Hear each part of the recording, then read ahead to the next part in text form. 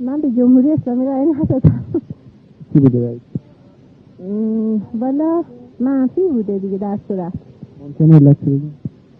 برای اینکه فکر میکنم اینا که حرفایی که میزنن در واقع سبزه. بعدش هم جمهوری که به وجود میارن همونیه که خودشون دلشون میخواد.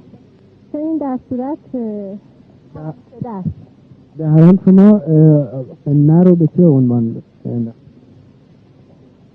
خب برای اینکه اگر واقعا 100% اون من بیشتر به خاطر زنان جمهوری ندادم. برای اینکه وضع مملکت اینا اومدن میگن مثلا حجاب با حجاب باشین، میدونی؟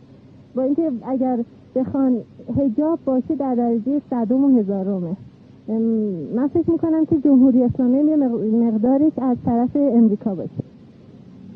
ممالک رو جمهوری اسلامی بکنن که لااقل تا 25 سال دیگه لااقل کمونیست‌ها